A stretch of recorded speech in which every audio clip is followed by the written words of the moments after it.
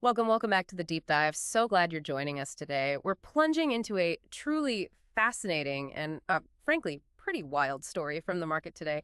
We're navigating the, let's call it bizarre, corporate metamorphosis of Asset Entities, Inc., ticker symbol ASST. Here's the central question we're digging into in this deep dive.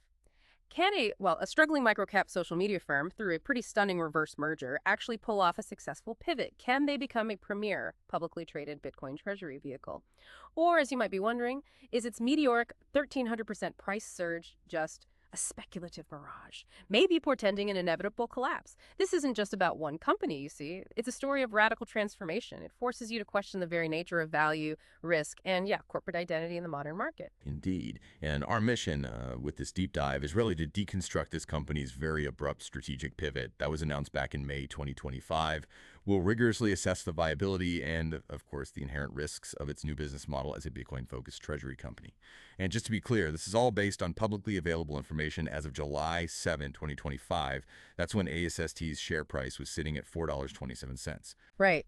So, to truly grasp this audacious pivot, we first need to understand the before and after. What exactly was Asset Entities, Inc. before this bombshell, and what vision are they now fiercely chasing? Let's dive into. Chapter 1, Business Understanding. Okay, this is truly a tale of two companies. The original Asset Entities, Inc., founded 2020 down in Dallas, Texas. It positioned itself as, a tech company, focused on social media services, particularly for Discord. Their offerings included things like ae.360.ddm, managing Discord communities, a social influencer network, even a payment platform called Ternary. But here's the crucial detail, and maybe the first big insight for you. This was a microcap entity really teetering on the brink. It was consistently losing money, minimal erratic revenue. We're talking just, $0.63 million in 2024? Yeah, and even less in 2023, only about $0.28 million. Peanuts, really, for a public company. Exactly. It was so precarious, its own auditors issued a going concern warning, basically signaling, hey, we doubt this thing can keep operating. And what's truly fascinating here is how dramatically that dire situation seemed to flip. On May 7, 2025, boom. Definitive merger agreement with Strive Asset Management. Now, this wasn't really a strategic combination of two active businesses. It was, at its core, a reverse merger. Right. So Strive, the private company, basically bought Asset Entities just for its stock market listing, skips the whole IPO hassle. Exactly. And in the terms of the deal, they vividly highlight this. Legacy shareholders of Asset Entities, they'll own a mere 5.8% of the combined company. Wow, only 5.8%. Yep. Private Strive Enterprises gets the remaining dominant 94.2%. The new entity, it's going to operate entirely under the Strive brand, led by Strive's management, and those old social media services, gone. Completely abandoned. Its singular, laser-focused strategy now become the first publicly traded asset management Bitcoin treasury company. Their stated aims are pretty clear. Maximize Bitcoin exposure per share and, quote, outperform Bitcoin over the long run. And a cornerstone of this is a novel Bitcoin for equity tax-free exchange plan. They're leveraging Section 351 of the U.S. tax code. The Bitcoin for equity swap, how does that work? Well, the idea is it could allow accredited investors to contribute appreciated Bitcoin directly for Strive stock and potentially defer capital gains taxes. That could make Strive very attractive for large Bitcoin holders looking for, tax efficiency. Okay, so Asset Entities isn't just exiting social media. They're taking a full-blown leap, headfirst, into crypto holding. The new Strive is clearly positioning itself to capitalize on Bitcoin's increasing financialization, I guess, and its growing acceptance as a corporate treasury asset. But how does that stack up? Who else is doing this? Well, when you look at the competitive landscape, MicroStrategy, Inc., MSTR, that immediately comes to mind, right? Yeah. They're the big established player in the publicly traded Bitcoin holder space. But Strive aims to carve out a pretty distinct niche. It differentiates itself through an explicit anti-ESG and pro-fiduciary stance. Anti-ESG? Yes, very explicit. Co-founded by Vivek Ramaswamy. It rejects what they call stakeholder capitalism in favor of shareholder primacy. It's a philosophy designed to attract a very specific, often politically aligned investor demographic. That anti-ESG stance is certainly bold. A differentiator, sure, but doesn't that inherently limit their appeal, to a broader investor base? Oh, absolutely. It's a double-edged sword. It builds a potentially loyal base, but definitely alienates many others. It's a strategic choice. And speaking of risks, the regulatory environment for crypto is, notoriously volatile. How do those shifting sands, SEC, Treasury, Congress, how do they impact Strive's new model? What kind of threats are we talking? That's a critical question. The regulatory risk is probably the single largest external threat now. Forget minor operational issues. Now it's all about unpredictable digital asset regulation. Any adverse rulings on, say, taxation, trading rules, custody requirements that could fundamentally alter, maybe even destroy, Strive's entire business model. And barriers to entry, I mean, anyone can buy Bitcoin, right? But replicating Strive's specific public model, that must involve unique hurdles. Correct. While the asset itself is accessible, replicating this specific public vehicle means navigating complex public company rules, securing massive capital like their PIPE, and building brand trust from scratch. Yeah. But they do have some distinct advantages going in. Brand strength, partly from high-profile backers like Peter Thiel, J.D. Vance, and Ramaswamy, that gives immediate recognition, attracts a certain following. Though maybe polarizing recognition. Polarizing, yes. Then potential cost advantages from that proposed Section 351 exchange. And their unique assets are significant. The new CEO, Matt Cole, The CalPERS guy. former CalPERS portfolio manager, oversaw $70 billion. He's also positioned as a longtime Bitcoin investor. That brings institutional credibility. Plus, they have substantial committed capital. That $750 million PIPE, potentially up to $1.5 billion, that's a huge war chest for buying Bitcoin. And of course, the NASDAQ Q listing itself offers crucial liquidity. Okay, so a completely new business model, some unique advantages, serious capital. Who exactly is steering this radically new ship? Because this transformation goes all the way to the top, right? Let's delve into Chapter 2, Management Evaluation. Right. This merger represents, unequivocally, a total replacement of leadership. Mhm. The legacy asset entities team, led by CEO Arshia Sarkani. While their track record was marked by an inability to generate profits, it culminated in that going concern warning. However, you have to say, they did successfully negotiate a seemingly lucrative exit for themselves through this merger. And what about those share sales you mentioned? Yes, the timing of their subsequent share sales after the merger announcement. It definitely raises serious questions about their alignment with, the long-term interests of the public shareholders they were supposed to be representing. Okay, so out with the old. The future rests entirely with the new Strive team. You said roots in institutional finance, conservative ideology. Tell me more about the new CEO, Matt Cole. Bringing in someone from CalPERS, managing $70 billion. That sounds like a play for instant credibility. And calling him a long-time Bitcoin investor, trying to bridge TradFi and crypto. Precisely. His background signals a serious intent to institutionalize Bitcoin investment within this public company structure. But the firm's DNA, its identity, it's also heavily shaped by co-founders Vik Ramaswamy and Anson Frericks, and that backing from figures like Thiel and Vance. Their public communication, it's often intentionally provocative, politically charged, framing the mission as this fight against woke capitalism for shareholder primacy. Which, again, builds a loyal base but polarizes others. Exactly. It's a strategic choice. Yeah. It guarantees a polarizing reputation, deters many mainstream investors, but it might really resonate with a specific ideological segment they're targeting. And their approach to capital allocation. Radically simplified, you said. Just acquire Bitcoin. Pretty much. The merger with ASST was the key to getting that public listing vehicle. And the centerpiece is that huge PIPE financing, $750 million committed, potential for up to $1.5 billion, explicitly dedicated to fund the first wave of Bitcoin accumulation. And you noted the PIPE price was $1.35 per share. That's a 121% premium to ASC's price right before the merger news hit.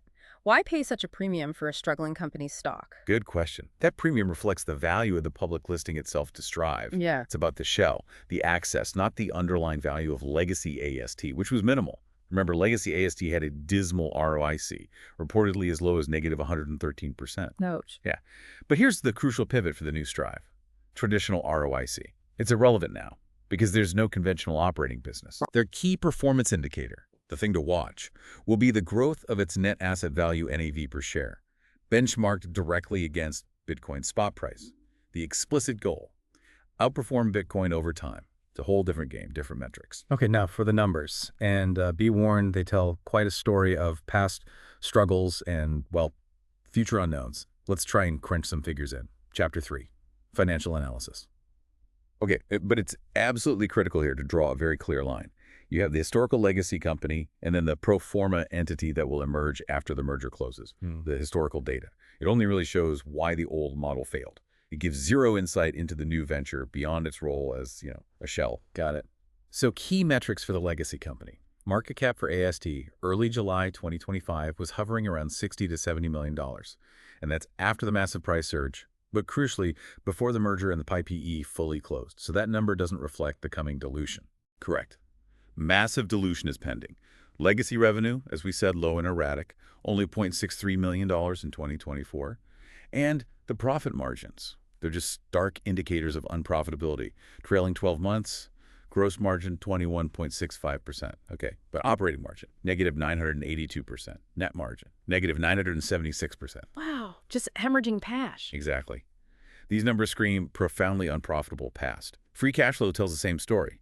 Consistent cash burner for 5 years, negative $4.9 million in 2024. Okay, what about stability? Any debt? Well, the legacy company had that history of losses, but it did have a relatively clean balance sheet, no long-term debt.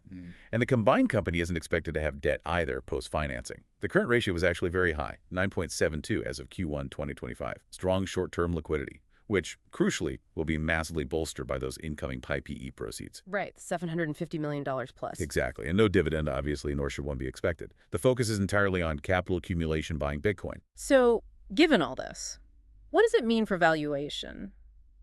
Traditional methods, PE, PS, PB, they seem kind of useless here, right? The PS ratio you mentioned, over 88x, that's astronomical. What does that tell us? It tells us the market is completely ignoring legacy revenue. Totally. Yeah. It's pricing AST purely on the future narrative, the Bitcoin treasury story. So, traditional valuation is out. You've hit the core insight. For intrinsic valuation, a traditional discounted cash flow, DCF, entirely inappropriate for the new Strive. It won't have conventional operations generating predictable cash flow. Its value will come directly from the assets on its balance sheet, cash and Bitcoin mostly. So, what's the approach then? The most rational approach is net asset value analysis, Yeah. NAV. Treat it like a holding company. NAV is just market value of assets cash from PIPE plus Bitcoin holdings minus liabilities divided by the pro forma shares outstanding. And that value is going to fluctuate daily right alongside Bitcoin. Okay, so any forward-looking model for this new thing would just be an exercise in assumption stacking. Not reliable at all. Pretty much. Key assumptions would be, long-term Bitcoin price growth, a huge guess, and a very, very high discount rate, maybe 30% or higher given the extreme volatility and risk. Just to put it in perspective, the contrast between legacy AST and pro forma Strive is huge, right? Like, cash goes from $4 million to over $750 million. Exactly. Total assets jump from maybe $5 million to over $750 million. Net income flips from negative $6.7 million loss to being entirely dependent on Bitcoin's price changes. It's a complete reset. All right. Shifting gears now to how the market sees this dramatic transformation, and as you might guess, it's deeply divided. Let's explore. Chapter 4, Market Sentiment. Yeah, market sentiment towards AST is, well, sharply divided is putting it mildly, and extremely volatile. It just reflects its purely speculative nature. And here's a critical point. There is no meaningful coverage from mainstream Wall Street analysts. None. Really? No analyst? Nope. Which leaves investors without those traditional guideposts, reinforcing just how speculative this equity really is. And the news flow. That tells a clear story too, right? Before May 7th, basically crickets. After the merger announcement, Explosive coverage, all focused on the Bitcoin treasury merger. That incredible 1,100% skyrocket in the stock price. but that didn't last long uncontested. Not at all. That initial hype was immediately met with a strong counter-narrative. Law firms started announcing investigations into the merger on behalf of shareholders, Questioning what? questioning the fairness of the deal terms, and especially that massive dilution for legacy holders. It quickly became a public battleground, and all the market indicators, they point to this extremely volatile, contentious situation. Short interest in AST is exceptionally high. How high? 23.32% of the available float. That's about 3.3 million shares shorted with a 4.9 days to cover ratio, meaning a significant chunk of the market is betting heavily that the stock price will fall dramatically. It's a classic battleground stock. The stock's trading below its 50-day moving average now, so that initial momentum has faded. But it's still way above its 200-day, reflecting that huge May price spike that reset its whole trading range. And volatility. Extreme. Yeah. 1-year beta of 17.43. Implied volatility of 186%. These aren't just numbers. They scream high risk, high reward, utterly unpredictable. Okay, this next part, it gets a little personal maybe for the original shareholders, sheds a stark light on who really benefited from this pivot. Let's delve into Chapter 5, ownership structure. Right.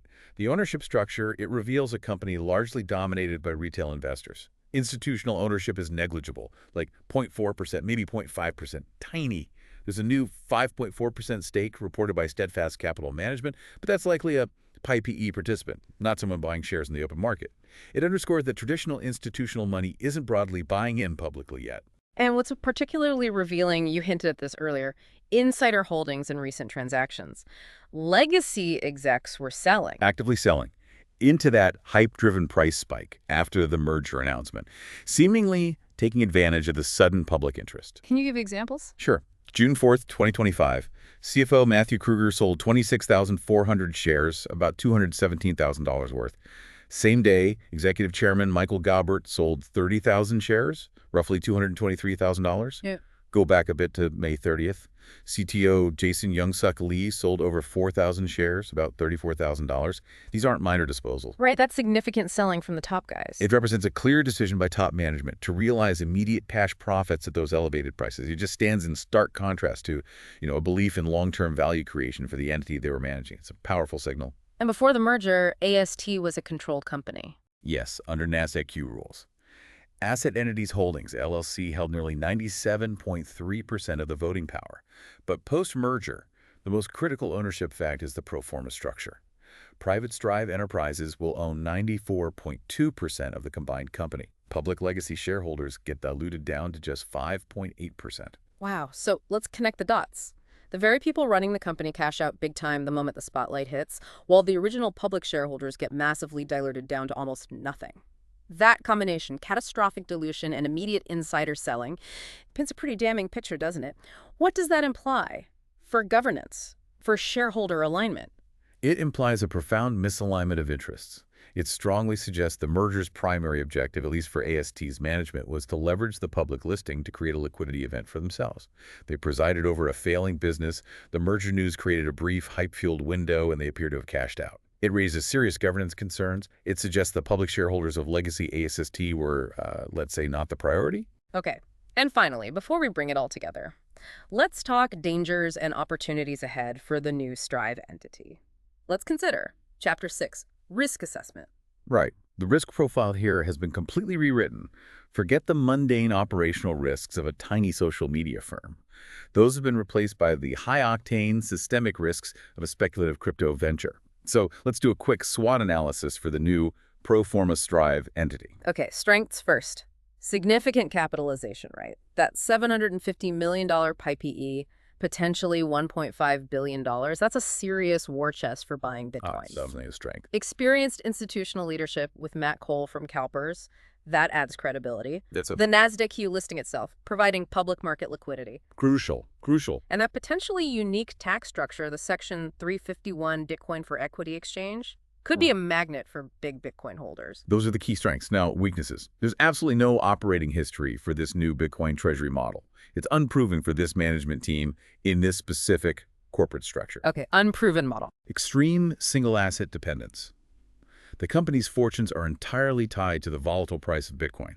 If Bitcoin crashes, they crash. Tied to Bitcoin's fate. Got it. That polarizing brand identity, the explicit anti-ESG, politically charged branding, it will alienate a large segment of potential investors. And finally, that poor governance precedent, the reverse merger structure, the extreme dilution, the insider selling, it leaves a bad taste.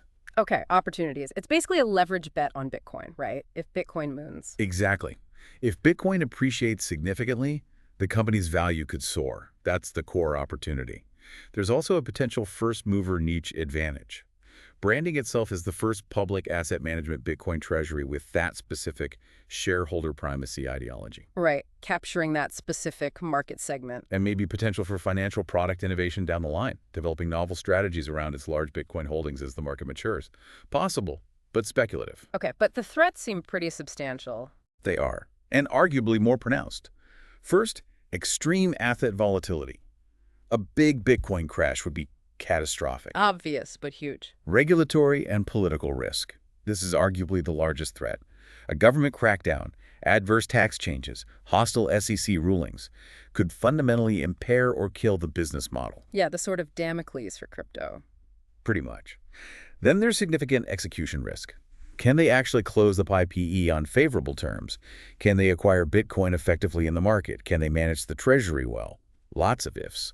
Shareholder litigation is already underway, adding uncertainty and cost. Right, the lawsuits. And finally, broader macro factors. A global risk-off environment hurts speculative assets like Bitcoin. Specific geopolitical events like, say, those hypothetical broad U.S. tariffs being discussed for 2025 could increase uncertainty and harm risk assets too. Okay, let's try and bring all these threads together then. So what does this all mean for you, the listener, trying to make sense of this wild ride? Let's get to our Chapter 7, conclusion. Right, synthesizing this. Yeah. Let's look at the bull case first. The new asset entities, Strive, whatever you call it. It's a pure play, potentially leveraged vehicle for investors who are fundamentally bullish on Bitcoin's long-term appreciation. Simple as that. It's well capitalized, over $750 million coming in, led by an experienced institutional manager, Matt Cole. And it boasts that unique, potentially tax-advantaged Bitcoin for equity structure. Plus, its unapologetic shareholder primacy and anti-ESG focus might resonate strongly with an underserved market segment, creating a loyal, if niche, investor base. Okay, that's the bull view. Now the bear case. The bear case is formidable. This is a highly speculative venture. No operating history, no revenue stream, value entirely dependent on a single, exceptionally volatile asset. It was formed via a reverse merger into a failing public shell, a structure often associated with poor long-term shareholder returns and, frankly, questionable governance. And the dilution. Catastrophic dilution for legacy shareholders, down to just 5.8%. And remember, legacy insiders, in what looked like a massive vote of no confidence, dumped significant portions of their stock at the first whiff of hype.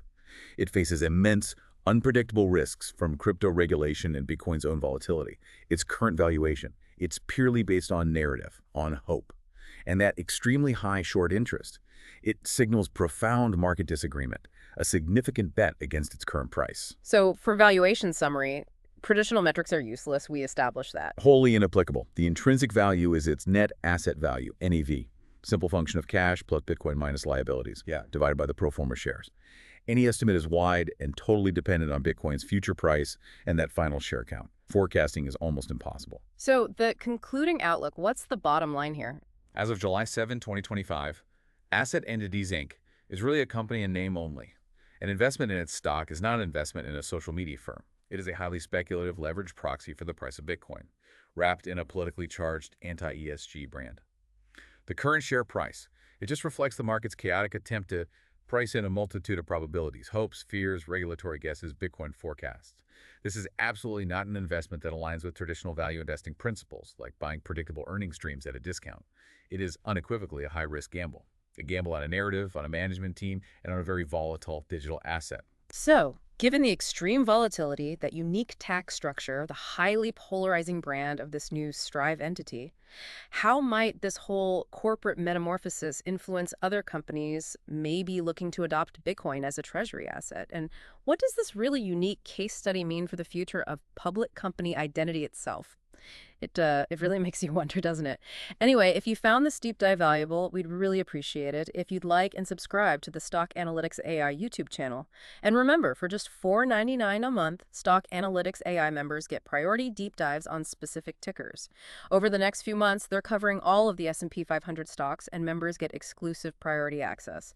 If you just want a one-off deep dive on a specific stock, drop them a super thanks. We check those regularly. And the standard but important disclaimer. This analysis was generated by an AI system for educational purposes only. It should definitely not be considered financial advice.